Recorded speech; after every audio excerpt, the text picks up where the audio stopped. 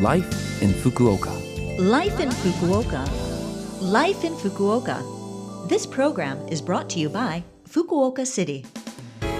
Good morning. I'm DJ Colleen here with you today, bringing you Life in Fukuoka.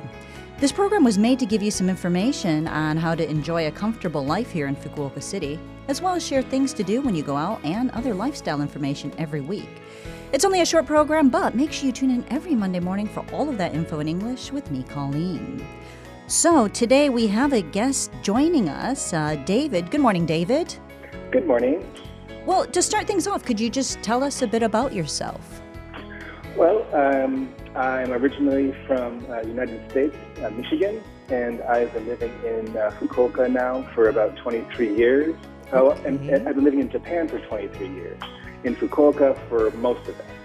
Okay. And right now, I am brewing beer. I'm making beer at a brewery called Fukuoka Craft Brewing out in the countryside of Fukuoka. Okay, you say out in the countryside of Fukuoka. Where exactly in the country are you? So it's a town called Okagaki. It's between Fukuoka City and Kitakyushu City, and it's near the water. And we got mountains on one side, ocean on the other. Looking out the window, it's snowing right now. Oh. But it's a great place to make beer. And so you said, Michigan represent here as well, but you came from Michigan, you came to Japan, and did you decide to brew beer from the beginning, or what kind of brought you to the Fukuoka and the brewing and all of that? Oh, well, I came here as an exchange student to Kyushu University long ago at the old campus before they knocked it down. I came back as a jet teacher, and I worked in Oita Prefecture for a couple of years, and I came back to Fukuoka for language teaching, office work, and I got tired of the office salaryman life, so I got out of that, and I started looking into how I could pursue something else, and I really liked beer.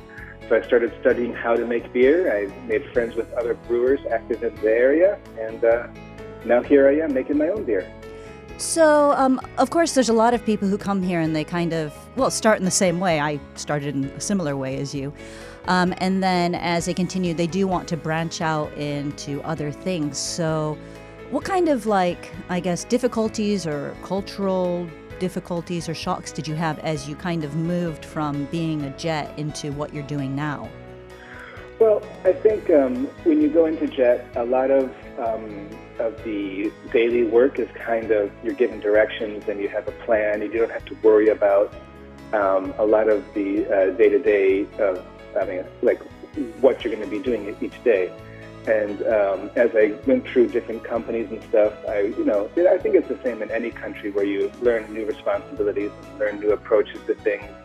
But one biggest thing I think is that now that being able to be a brewer and having to handle that, having a firm grasp on the Japanese language, and especially I work with the tax office, and the tax office is not it's like, in America you'd compare it to the IRS or something. It's not the most foreigner-friendly institution. So I really had to dig deep and get some new kanjis and get some new Japanese, and I think having the decades of life in Japan helped prepare me for that. So, but in terms of like a culture shock or something, I think I've been here for so long that I've kind of nothing really surprises me too much anymore.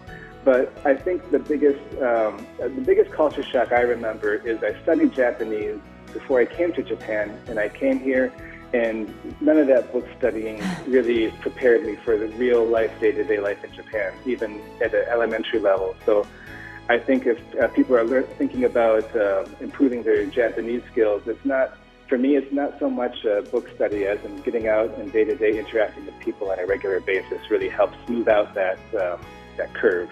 All right, sitting down and having a beer with somebody and just speaking to them in Japanese, hey? Yes, beer is the best Japanese language learning tool you have. I agree. Well, do you have any advice for people who are just coming to Fukuoka? Oh, well, I think I think a lot has changed since I came here over 20 years ago.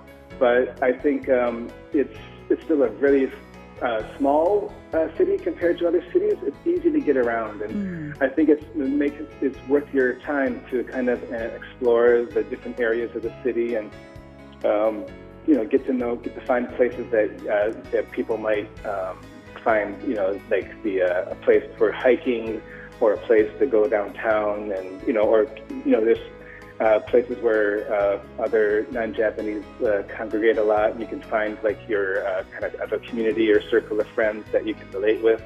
I think it's really easy to do that in Fukuoka. So the first thing I would do is get out and explore as much as possible. Okay, and then they should also head out to Okagaki to have a pint with you and get lots of your wisdom and advice as well. Yeah. Oh, sure, but I'm here, but I'm kind of busy making beer. But there is a bar called Fukuoka Craft downtown, and you can go to Fukuoka Craft and drink the beer I make there without having to make the trek out here. Fair enough. Well, thank you very much for joining us today and sharing all of your information with us. Well, thank you for having me. Not at all. And thank you for everyone who's listening. Thank you for joining us this week on Life in Fukuoka. And you can actually listen to this broadcast at any time on podcast. And if you want the contents of the information that we shared with you today, just check our blog. All you need to do is visit the Love FM website and find this program's page. And this week, I will leave you with the song that David chose, and that would be The Ballad of Mr. Steak by Kishibashi, a Japanese-American artist. Can you tell us quickly why you chose that? Well, he has a classical music background that he really turned into his own unique sound. And I played a lot of classical music back when I was in the States. And it kind of bounces back between Japanese and American things, and it's just very interesting, and it's really catchy, and I think more people should know about Kishibashi, so I brought that up. All right. Well, thank you. And everyone have a wonderful day, and I hope you tune in again next week.